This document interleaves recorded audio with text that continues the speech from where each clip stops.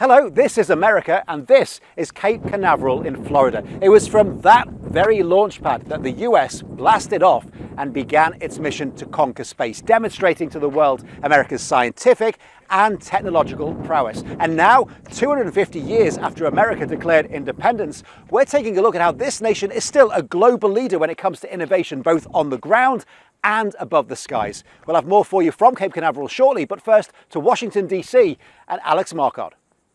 Thank you, Phil. I'm Alex Marquardt here in Washington, D.C. The United States has long prided itself in being a global leader, creating the world's largest economy, and for much of the past century, leading scientific and technological innovation.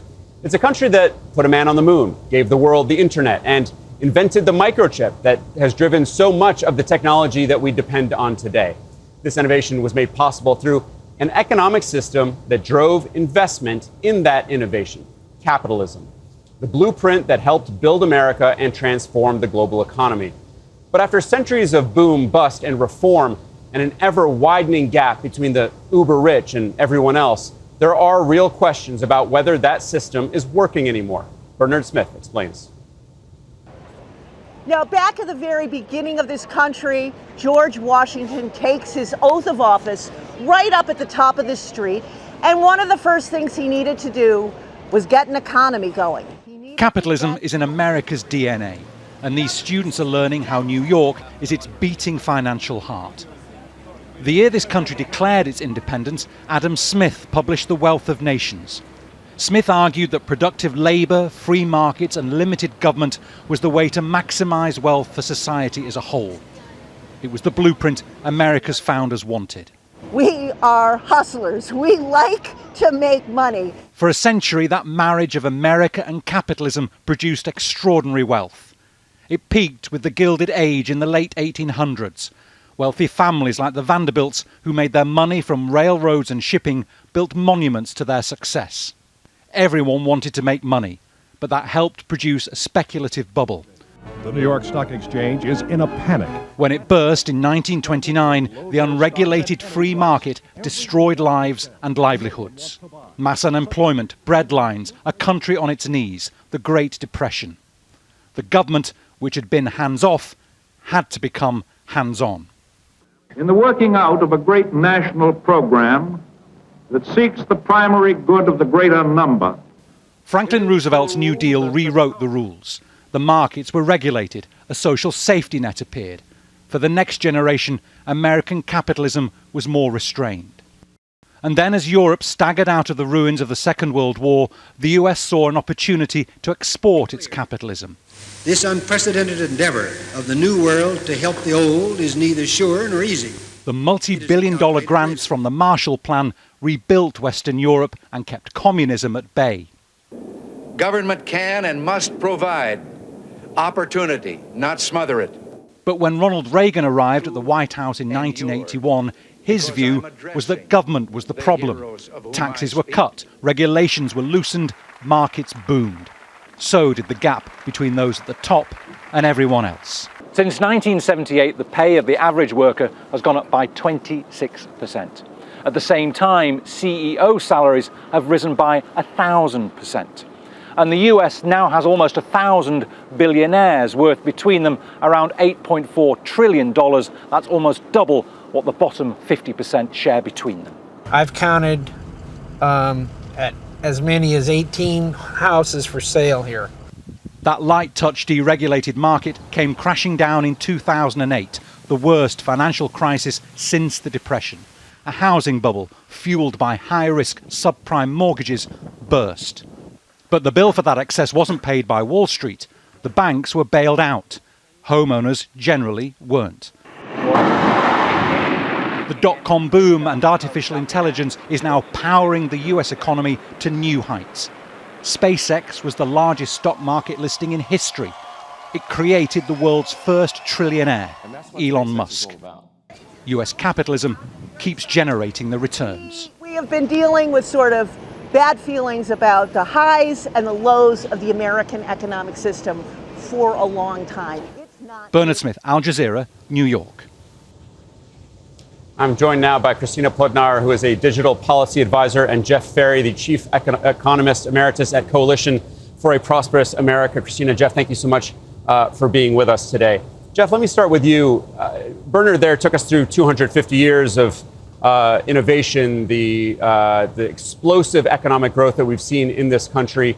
Do you believe that today, 250 years into American independence, this country is still as much at the forefront of innovation as it has been in the past?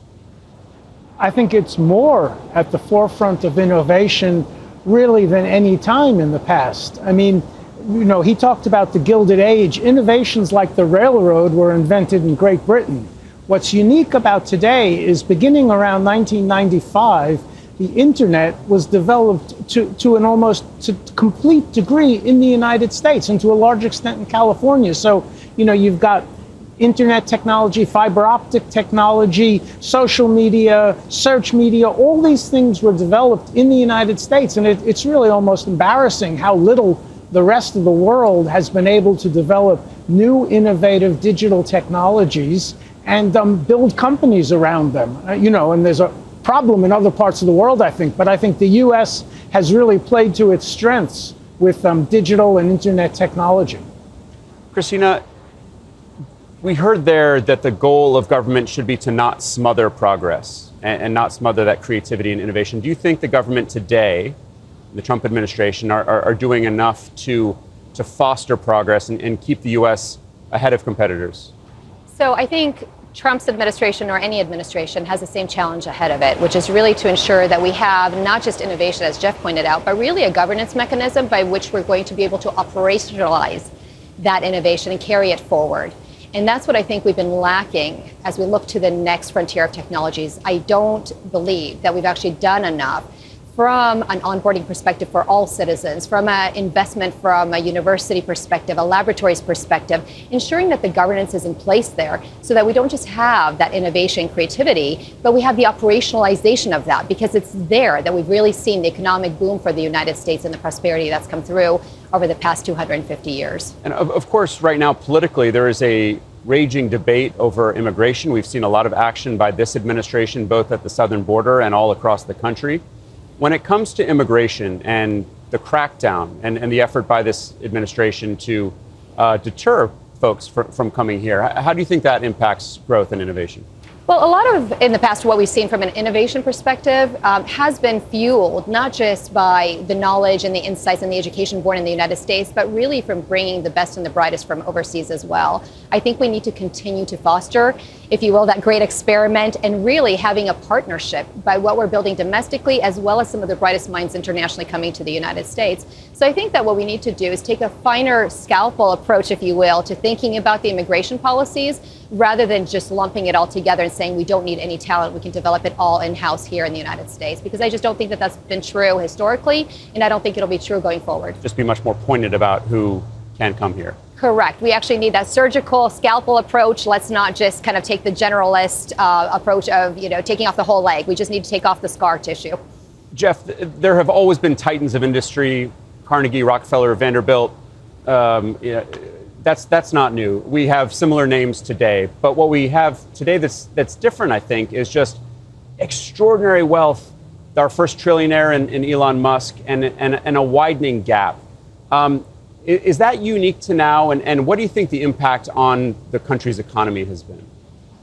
Yeah, that's a very good question. I mean, you know, and since we're at the 250th anniversary, you have to say, first of all, that America has built a uniquely powerful income and wealth creating machine, right? Our middle class and our lower middle class live better, and even our poor live better than corresponding people in any other country. So great achievements. However, what we've seen in the last 30 or 40 years has been a move to favor capital and to force labor to compete against labor all around the world. That's called globalization.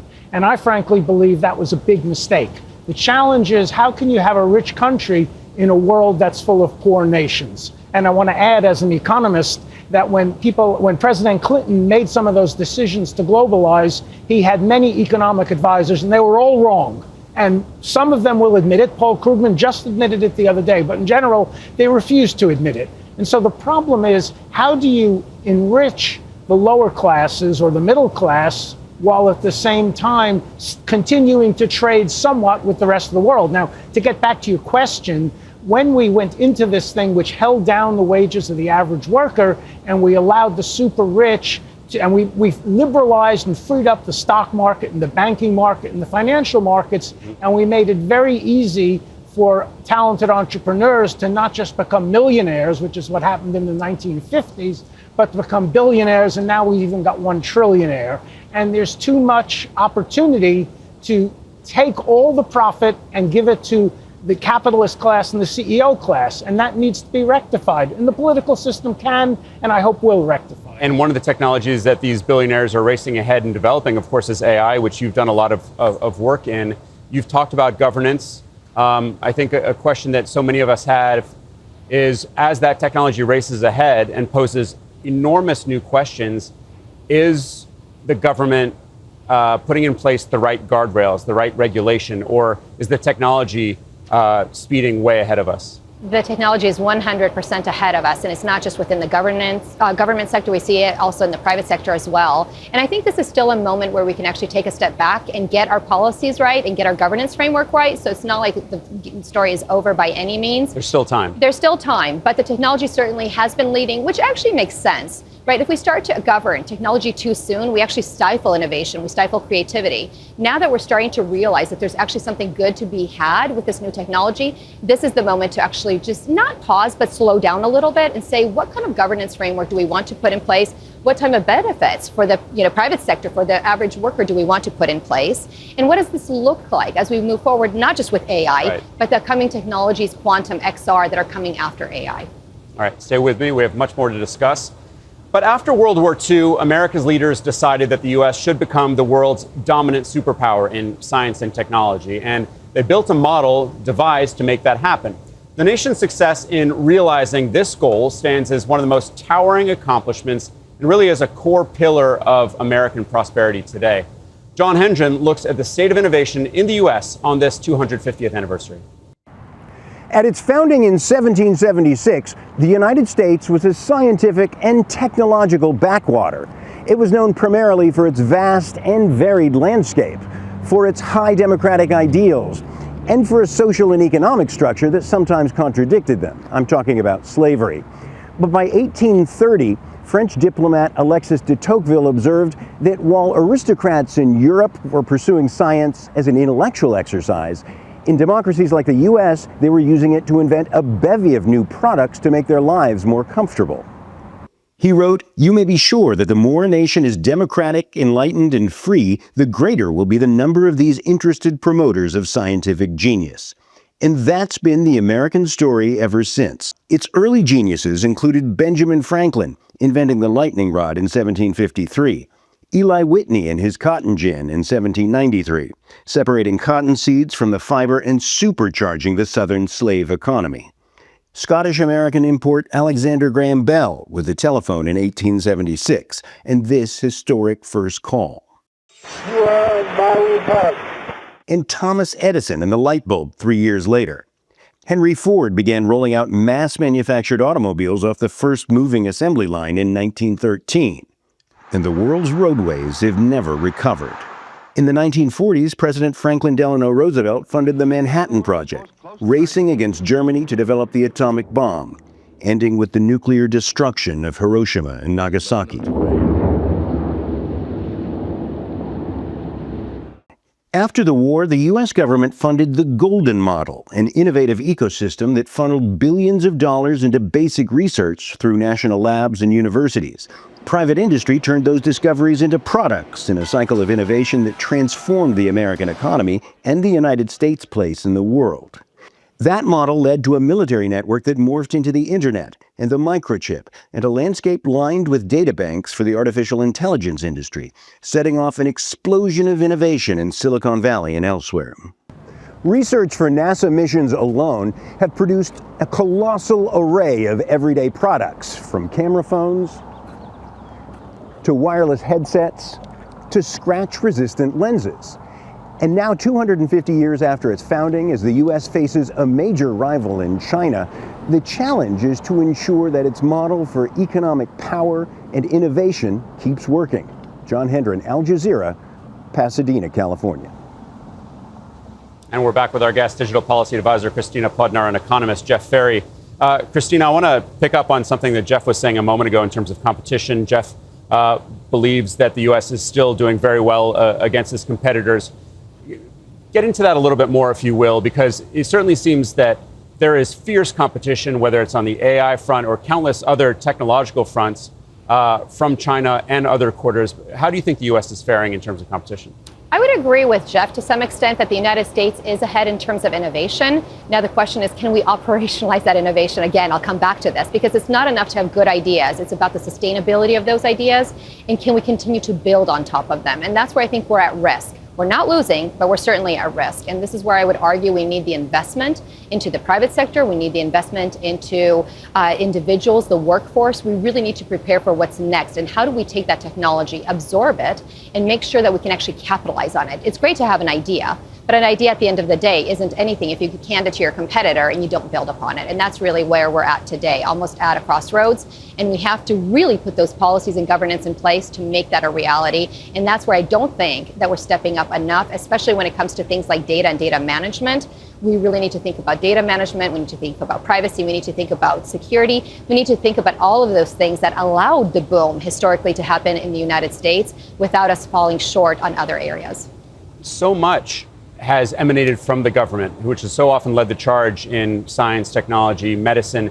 And we are seeing cuts to a lot of the government agencies. So, Jeff, is the private sector picking up that slack?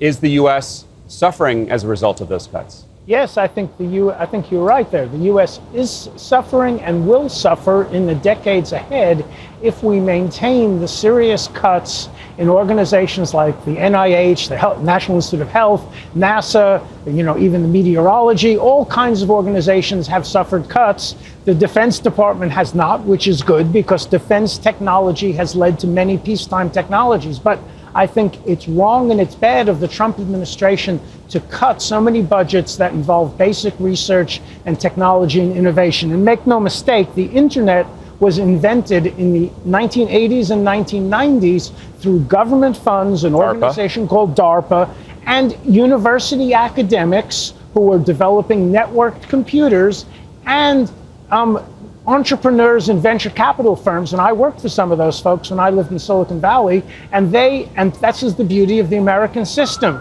is that they were able to go out on their own and say, I'm going to make $1 million because I'm going to start a company and we're going to do something innovative. But the government does play a vital role in that whole ecosystem, and we've got to maintain that.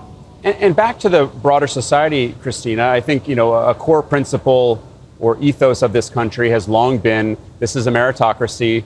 Anyone can succeed with the right amount of drive and certainly a good amount of luck.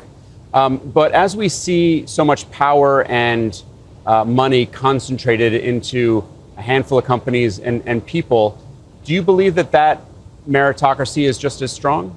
So I think you hit the nail on the head. But what I would add is that it's not enough just to have the drive, right? And the idea, you actually need to have that education. Jeff, you were pointing back to this. We really need to be investing in those core pieces in order for everybody to benefit. And without one of those key ingredients, it's almost like having a blueberry muffin without the blueberries. It's going to be a muffin. It's just not going to be the blueberry muffin you might have been hoping for. And so I think we need all of our ingredients put together. And right now we're not investing enough. As Jeff mentioned, we're cutting a lot of budgets. And it doesn't just impact, as we think about it, the government institutions that are maybe headquartered behind us. It's actually impacting right now every citizen, every person who's in the education system, starting from kindergarten all the way up through college. And that's where we're failing to invest. And that's what's going to decide whether or not we're successful in competing against China, competing in the global marketplace for years to come. All right, stay with us. As we watch private entrepreneurs, the richest men in the world, they're firing rockets into space with the hope of colonizing the moon or Mars, and they do it riding on the back of generations of American success. It was NASA, a U.S. government agency, which put the first man on the moon. They were locked in fierce competition at the time with the Soviets.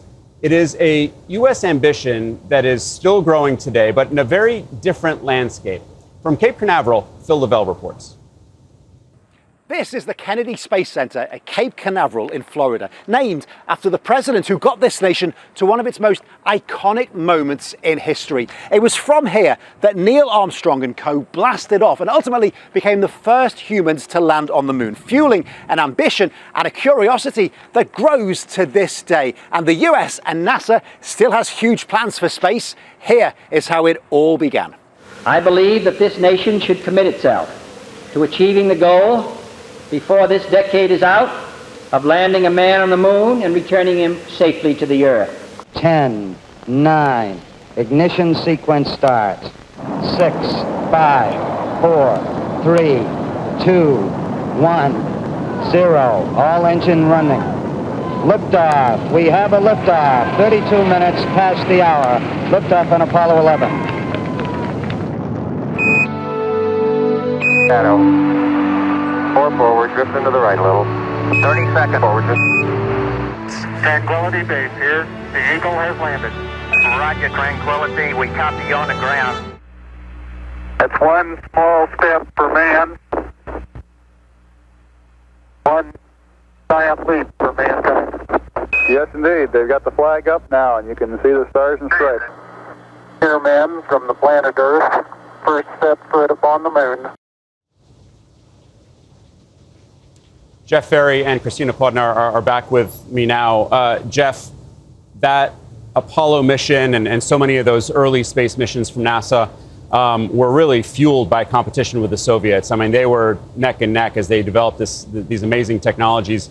Now we think of China as America's nearest peer rival and greatest threat, frankly, when it comes to military prowess and technology. Do you think that rivalry with China will be enough to spur the U.S. to spend what it needs to invest what it needs to keep this pace going, to stay ahead? Well, I think rivalry with China is a very important phenomenon, but I think the problems we face in America are deeper than that. I think, it's appropriate to look at Armstrong in 1969. We had an absolutely unprecedented period of growth from the 1800s until about 1970. After 1970, our economic growth rates slowed down, and that has led to a lessening of opportunity and greater political polarization. And today in this country, we face a ton of polarization, right? People on the right are voting for Trump, and people who are even more right-wing than him. People on the left are voting for socialists who barely know what socialism is. They're all too young to ever have been to a socialist country, but they think it's going to solve their problems. So the country faces a big problem, and the way you can overcome that problem is to restore opportunity. As you say, we're overpaying our CEOs. They're not worth $100 million. I've met quite a lot of them. Yeah. But we've got to restore opportunity. We've got to improve the educational system. We've got to give people hope, and we've got to stay with the meritocracy. The way you get ahead in this country is whatever you do, you've got to do it well, and you've got to try hard. That's the entrepreneurial spirit we've had since 1776, and we've got to rebuild that. Christina, I see you nodding along. I am. I'm nodding a lot because, Jeff, I agree with you completely. But I think also what we're actually making the mistake of right now is focusing on a few really large corporations. And I feel like more corporations and actually more Americans need to step up, if you will, into that space. I don't know if you agree with that or not. But I think it's great to think about SpaceX. I think it's great to think about really some of the folks that are at the forefront of the technology. But we need more corporations to do the same. And frankly, we have a lot of dinosaurs out there. And in a lot of ways, they're looking at each other saying, I don't know which way is up. I don't know what to do with AI. Part of that is they don't know what regulation is coming, what's not coming. And so the sooner we can create that governance framework within which we can have innovation, within which we can have creativity without facing too many risks, because again, in some instances, it is a matter of life and death, the better off we'll be, because we're going to fuel the innovation and the creativity within corporations that then allow for everything else to happen, from jobs, from better pay, et cetera. So I think it's an ecosystem. Jeff did mention the Pentagon budget as a bright spot of government expenditure. When you look at where the government is or is not spending money now in terms of innovation and research, do you see any other bright spots? Are they putting money in the right places? Well, you know, I don't think it's as easy as saying like we're doing it all right or all wrong. I think we're seeing pockets of innovation within HHS, within the health and human services space. We are seeing some interesting drug fueling, if you will. So I think that there are goodness happening there. Where I'm not seeing enough investment are in the organizations like NIST coming up with what are the safe governance frameworks that we actually need to deploy in order for those corporations to do a better job around innovation. So I think that there's a lot to be desired on sort of the day-to-day consumer-facing agencies, and that's, I think, where we are probably falling short right now. I would say you're focusing too much on money. Yeah. I mean, Christina's right. We need young, vibrant companies, startups. We've got a lot of corporate dinosaurs because we've been a very powerful nation for over a century. Education is an area where the performance of our elementary school kids keeps declining. It's not about money. We keep spending more. So we need structural change in education. We need little kids to realize reading and math are what counts, and we need the right sort of educational framework to make that happen. And as I said, it's not money, it's willpower and it's drive, and it's coming to a consensus, which unfortunately is not here right now. And in some instances, I think we've actually failed to foster some of the competition and innovation that we want in the space. I'm thinking education, but I'm also thinking school kids using Chromebooks without an option for an alternative. And motivating that next generation. Thank you both so much. Terrific discussion. That was Christina Podnar, Digital Policy Advisor, and Jeff Ferry, Chief Economist Emeritus at the Coalition for a Prosperous America. That's all from the team here in Washington. Heading back to Phil Lavelle and then Al Jazeera's global headquarters in Doha. Thank you so much for joining us. Take care. And that is it for this edition, but we'll be back same time tomorrow with more special coverage of the 250th anniversary of American independence. That is 18:30 GMT or 2:30 p.m. if you're here on the East Coast. We'll see you then. Bye for now.